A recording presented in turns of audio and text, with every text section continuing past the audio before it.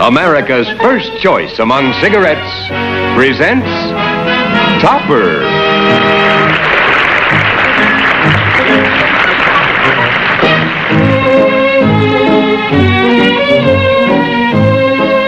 Starring as Marion Kerby, the loveliest ghost in town, and Jeffries. As George Kerby, the liveliest ghost in town, Robert Sterling. And Leo G. Carroll as Topper. Oh, yes, and the deadliest ghost, Neil. And there are only 3 people in the world who can see or hear them. You and I and Cosmo Topper.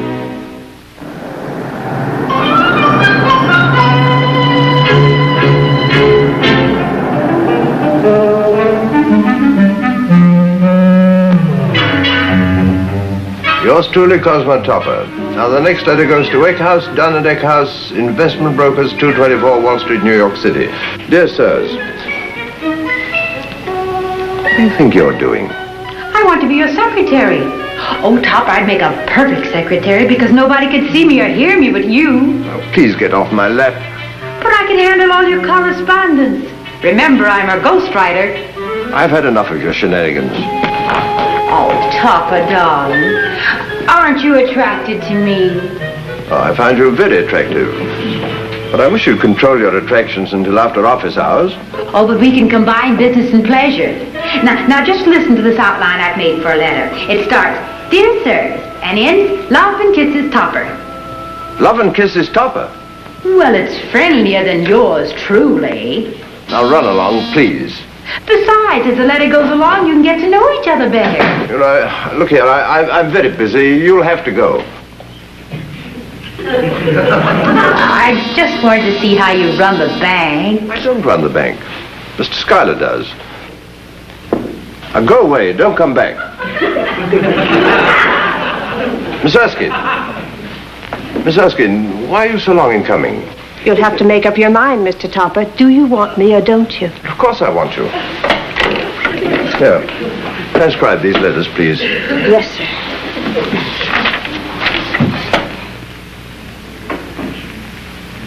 Yours truly, Cosmo Topper.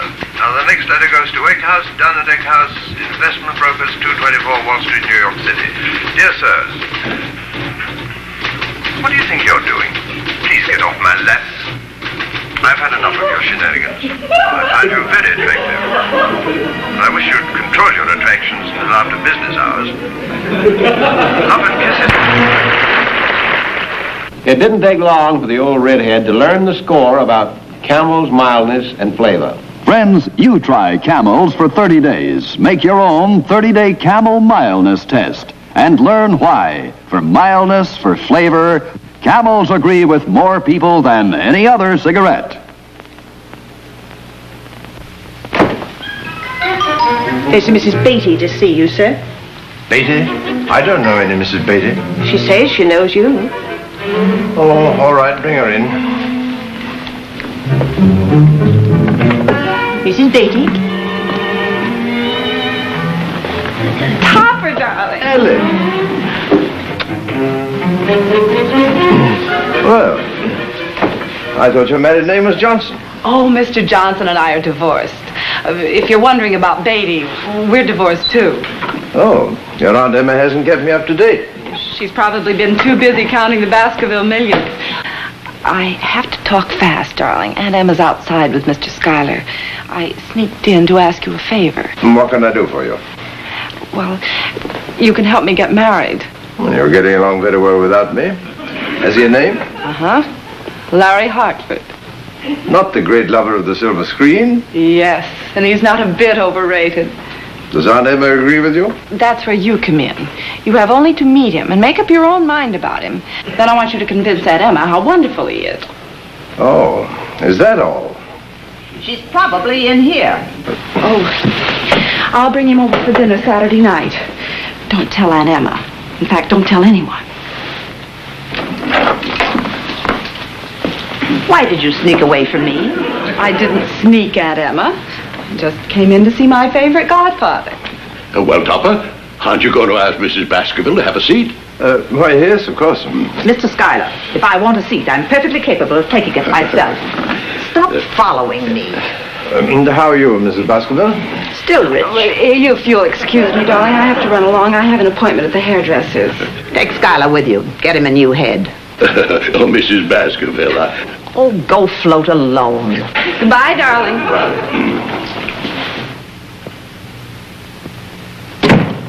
Topper, I'm going to come right to the point. Have you ever heard of Lawrence Hartford? Why, I've seen him on the screen, of course. Fine-looking chap. Well, I wouldn't know about that. I haven't seen a motion picture since the birth of a nation. However, that's neither here nor there. No, I guess it's closed. I didn't come here to discuss motion pictures. I came to talk about Ellen. Oh. A nice girl, but has an unfortunate habit of collecting bad husbands. She wants to collect Hartford. I want you to talk her out of it. But if she's made up her mind... Oh, she's made up her mind about her other two husbands. This one's the worst of the lot. But you don't even know him. Oh, I don't have to. I've heard enough about him. Now, I'm relying on you, Topper. But, Mrs. Baskerville... We'll have no further discussion. don't argue with Mrs. Baskerville, Topper. Why shouldn't he argue with me? What do you want? But I just wanted to show you the figures on the building investment. I've already looked into them. They're absolutely worthless. I don't know why I don't keep my money in a stocking.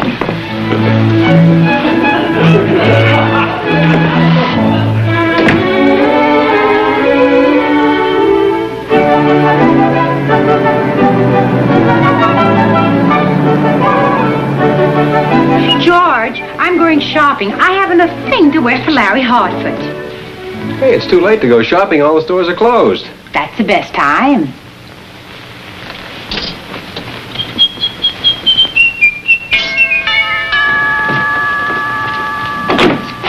Oh, sorry, dear. I forgot my key. Oh, it's you, Mr. Topper. Sorry, I forgot my key. Hello, Topper. Why did you ring? I forgot my key. Yes, dear, you told us 3 times. I wasn't sure you heard the second time. Oh, Cosmo, I'm so glad you're home. I've had the most hectic day ever since lunch. Oh, well, it's nearly dinner time now, dear, so you can relax. I've spent hours planning the menu. Neil and I picked out the wines. There's no need to go to any length, dear. A simple chop will suit me. Not tonight's menu, Saturday's. Oh, but you don't have to arrange anything elaborate. It's not elaborate, just a few cold lobsters and 6 pounds of beluga caviar, 8 platters of terrapin, and 9 hams. 10 hams. She forgot Hartford. But, my dear Henrietta... I can't decide on the dessert. Would you like to know what Katie decided? Devil's food, lemon meringue pie, and a pineapple upside-down cake. 86 people eat a lot of food. They certainly do. You mean you've invited 86 people? I didn't want to make it too large. But I told you not to tell anybody. I haven't yet, except Katie, of course. Well, that leaves 85. Here's the guest list, Cosmo. Can you think of anybody I've left out? No, but I can think of 86 you're going to. What do you mean? Well, Ellen doesn't want anybody. Any other people. I'm afraid you'll have to give up any plans for a party. Oh, dear. I'll have to call the caterers not to come. You shouldn't have asked them in the first place. Well, that leaves 6 of us.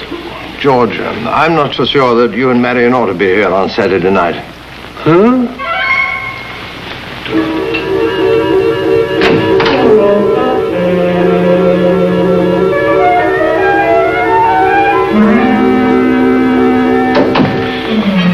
The caterers were terribly disappointed. Henrietta, how would you like to take Ellen and Hartford to the Club 22 on Saturday night? You mean not have dinner at home? Well, I don't see that it's possible to do both. Unless, of course, we get very hungry. Well, since you won't let me have people here, maybe there'll be someone to see us with Larry Hartford at the club. Not that I mind, of course. Oh, splendid, dear. Only don't talk about it to a soul. Why not? Well, if it gets around that Larry Hartford has made a reservation, there may be so many reservations that we won't be able to get a reservation.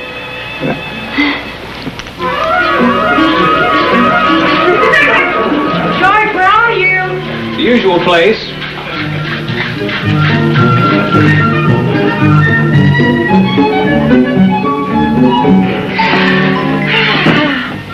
I'm going to look so beautiful for Larry Hartford that he'll be heartbroken he can't see me. Martini, dear? Oh, yes, thank you. Neil?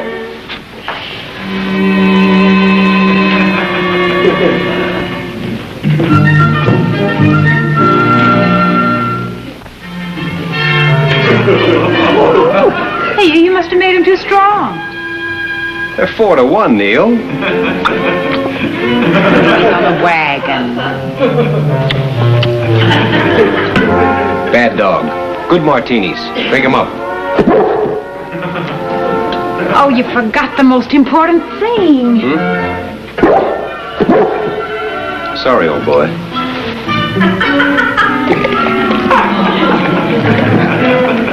Oh, hello. Hello, darling. Hi, Top. What's all this for? Oh, that's for Larry Hartford, Saturday night. Oh, yes. Yes, I forgot. By the way, old man, how did you happen to meet Larry Hartford? I haven't met him. Oh, thanks. He's being brought here by his fiancée. You mean he's engaged? How could he do that to me without even knowing me? Who's the lucky girl? Mrs. Baskerville's niece, Ellen. Not Ellen Baskerville. Why, do you know her? Know her. Know her. Ellen Baskerville. Poor, tragic Ellen Baskerville. You sure you had the right woman? What is all this? And Mrs. Baskerville. Poor, frustrated Mrs. Baskerville. How she loved me. Mrs. Baskerville? She wanted me to marry Ellen. To keep from breaking her heart. But it was not to be. Okay, Hamlet, come clean. Where did you meet this poor, tragic heiress? I'd rather not talk about it. I wonder if she knows I'm dead. If you ask me, she never knew you were alive. Please, Marion, don't be bitter. Ellen was a part of my life before I knew you. A memory tender and unsullied. Too bad I can't play the violin. She only married to forget me. In that case, she's forgotten you twice. And about to do it again. I'd like to forget you. For Larry Hartford. Probably reminds her of me. It may interest you to know she's deeply in love with this fellow Hartford. Nonsense. Everybody knows about Hartford. He's a lazy, dissolute drunk. He probably reminds her of you. Well, Mrs. Baskerville agrees with you. And she's never seen the man. You mean you're promoting this romance behind her back? Well, that's better than looking at her. Besides, what business is it of yours? Well, I can't let Ellen throw herself away on a man like that. After all, she's still on the rebound from me. Poor child. What a life she's had. Constantly reminded of the little things she loved about me. My manliness, my tenderness, my wit. Isn't there some way to stop him? You're the magician. Always her image before me. Always my image before her. My body on another man's face. My face on another man's body.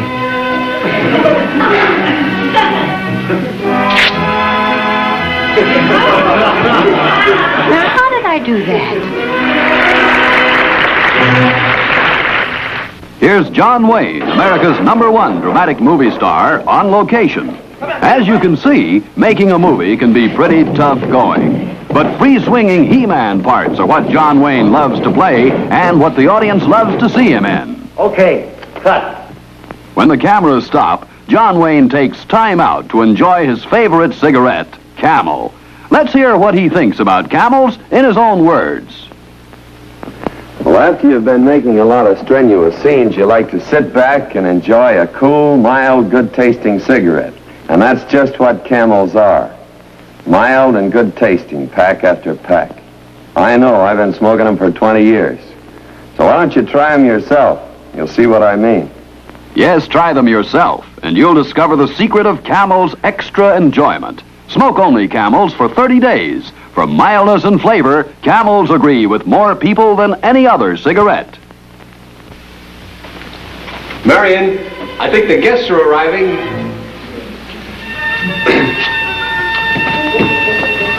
Marion. Topper? Ellen? Where is everybody? Yes, but... No, I can't get his autograph for you. Katie, where is everybody? They've taken Mr. Hartford out for dinner. Where to, Katie? Where to? I promise not to tell where to. You've got to tell me. I don't care if you are my sister. A promise is a promise. Marion! Marion! They sneaked out on us. Oh, well, if you're going to get mad, Club 22. Marion, where are you? Yes, that's where they all went. Where, Katie, where? I don't know. Marion! I don't know where they're going after the Club 22. Marion's gone, too. No. Mr. Hartford didn't come here at all. Katie, I'll give you $10 if you tell me where they've gone to. They all went to the Club 22. Some people would do anything for money.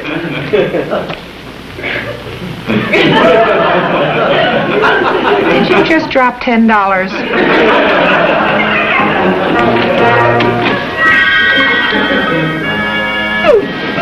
You closet drinker.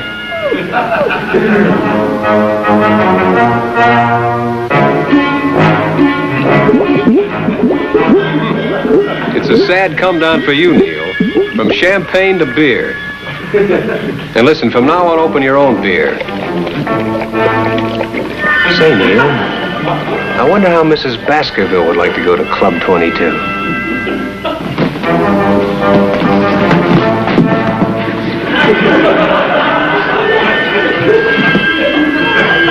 Not me, brother. I haven't got time to open all those cans.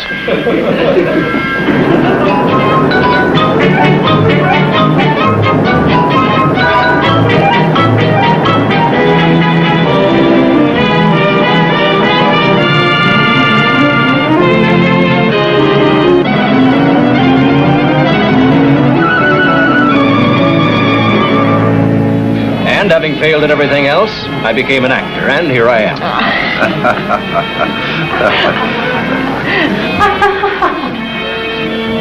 How did you know we were here?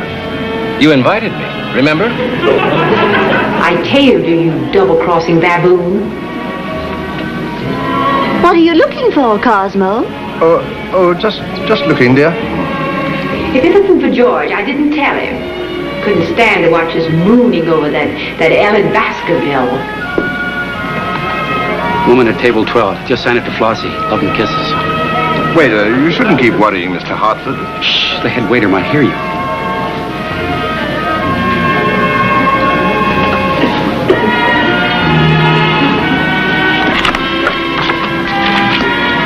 You forgot love and kisses.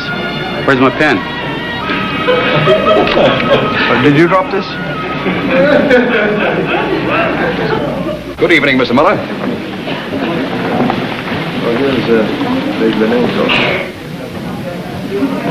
Did you just get another autograph? Oh, no, sir. Then what's this on your shirt?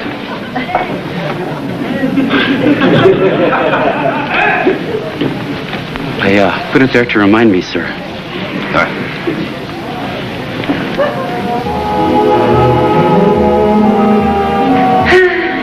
So peaceful without George. Well. George! Take it away. Throw it out. It's tainted. It doesn't look tainted to me. Well, I think I know tainted meat when I see it. Why, I was practically raised on tainted meat. You conniving weasel. Do you wish to order something else, sir? It brings the same thing. Untainted. Poor tragic Ellen. This is George. You're George. Ooh, What's the matter, Don? I felt something cold and clammy. That was George. You're clammy, George. I hope you're not starved, Mr. Hartford. Not a bit of it. And please call me Larry. You can even call him Hinkle. That's his real name, Hinkle. Hinkle. That sounds like a bell. Say something to me, darling, to prove that you still remember. I hear you're living in the Kerby house. Yes. Always my name on her lips. Did you know the Kerbys? Well, only George. You've just stirred the ashes of a cruel memory. You've just poured salt on an open wound. Don't cry, darling. You remember I told you about George Kerby, darling. Oh, yes. Poor, tragic Ellen. It's hysteria from grief.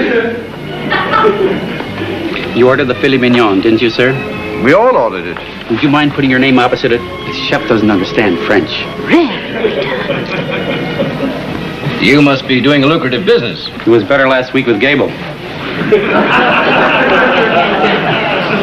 If you have anything to say to me, sir, please don't put it on my shirt. It all happened when I was visiting Aunt Emma several years ago. George's wife was away for the weekend. That's how I happened to see the house. So that's how she happened to see the house. Well, she just came to tea with her Aunt Emma. George sneaked me in late one night. With Aunt Emma. For tea. It must be rather fascinating making movies. What happened then, George? Nothing, honey. We talked. Just talked. We were talking. There, see? All of a sudden, George switched off the lights. He said it was a practice blackout. Practice blackout. Civil defense. Of course, the war had been over for 3 years. Can't take too many precautions. Fortunately, George blacked out, too. Can't take too many precautions.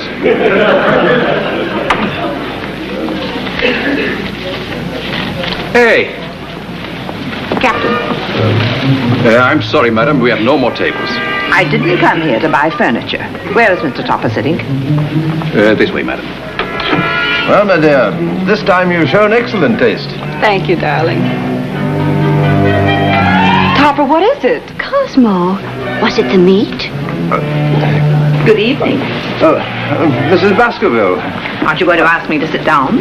Well, by all means. Would you mind signing for this chair? Oh, put it on the bill. Lovely weather we're having, haven't you? Haven't I? Did you bring me here to ask riddles? George, did you bring that old battle axe here? I was here long before she was. I'd rather you'd brought Neil. I would have, but he had some legal matters to attend to. Legal matters? Yeah. When I left, he was working on a case in the closet. I didn't know you were coming, Auntie. You didn't? Who is this? Larry Hartford. Oh, he's a friend of Topper's. Yes, quite an old friend. Known him all my life. Mr. Larry Hartford. Hinkle. Hinkle. Mr. Hinkle, Mrs. Baskerville. Mrs. Baskerville and Mr. Hinkle. Larry Hartford. Do you come here often, Mrs. Baskerville? Oh, wouldn't be caught dead in the place. Only came because of your husband's note. Note? Yes, the note that was slipped under my door, urgently requesting that I join you and Ellen. George, I might never forgive you. But she gets out so little. Where do you come from, Mr. Hinkle? Jersey City. California.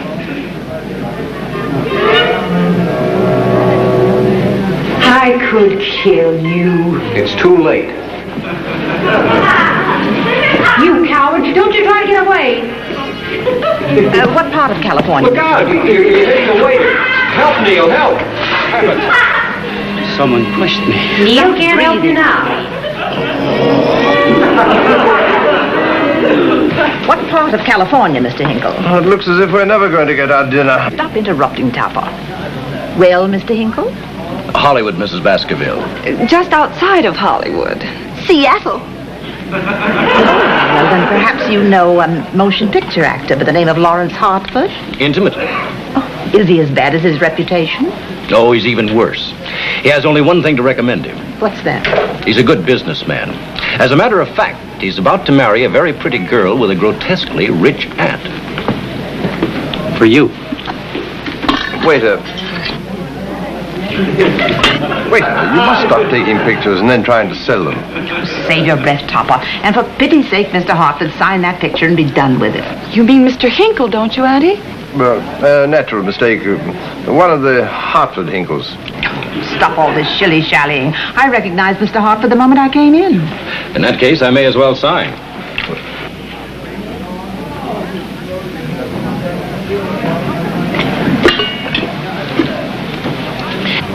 It's not Topper's fault, Aunt Emma. Mr. Topper, it occurs to me that if you're so deceitful about these personal matters, you may be equally so about financial matters. I refer to your handling of my affairs at the bank. Now, just a moment, Mrs. Baskerville. I beg your pardon? You should. You're a selfish, domineering woman, and a bully to boot. I've never been so insulted in my life. I can't imagine why not. Topper, are you going to sit here and let him talk to me this way? Oh, why not? If I'm going to be fired, I might as well enjoy it. Mrs. Baskerville, Cosmo was only trying to do Ellen a favor. Yes, behind my back. It wasn't behind her back. You sent her a note. It wasn't behind your back. I sent you a note. Well, why did you send me a note? You wanted to show her that Hartford wasn't such a heel after all. I just wanted to show you that Hartford wasn't such a heel after all. Oh, sorry, old man. Don't mention it. Is this the truth? Have you seen George? No. What? No more bullying. I want to enjoy my dinner. Cosmo, apologize to Mrs. Baskerville. If he does, I'll have him fired. And as for you, young man, at least I'm glad to see that you're not scared of me. Oh, but I am. Scared to death. Now, where could George have gone? Bring your young man around tomorrow.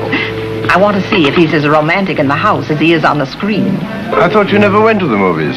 I didn't until last night. You know, you're not a bad actor. Thank you. You're not a bad actress.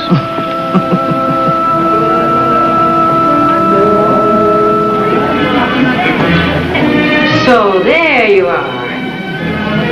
What do you look so smug about? Oh, I feel so nice and warm inside. Bringing these two lovely people together.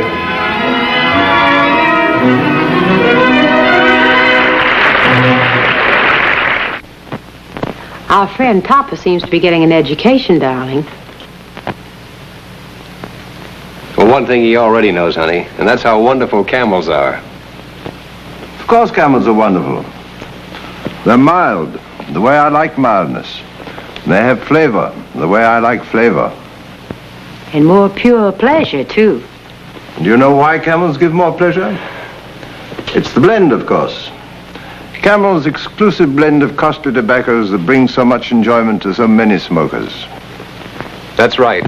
For mildness, for flavor, for more pure pleasure, try Campbell's. By far America's first choice in cigarettes. Each week, the makers of Camel send thousands of gift packs of Camel cigarettes to members of our armed forces and hospitalized veterans. This week, free Camels go to Veterans Hospitals, North Little Rock, Arkansas, and Omaha, Nebraska. U.S. Army Hospital, Fort Dix, New Jersey, U.S. Naval Hospital, Memphis, Tennessee, the Military Air Transport Service, which evacuates virtually all of our overseas sick and wounded personnel. Topper, brought to you every week by the makers of Camel cigarettes, is directed by Lou Landers. A John W. Lufton, Bernard L. Schubert production. Produced by John W. Lufton. Starring Ann Jeffries, Robert Sterling, and Leo G. Carroll. Featuring Lee Patrick as Mrs. Topper.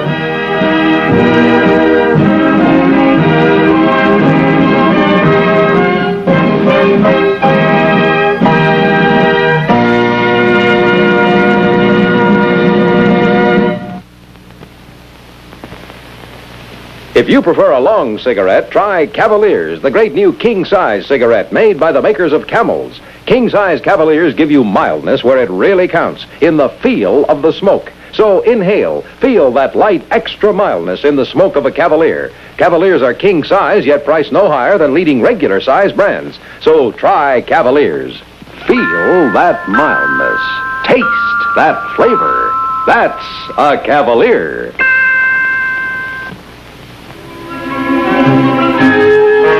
Poor, tragic Ellen.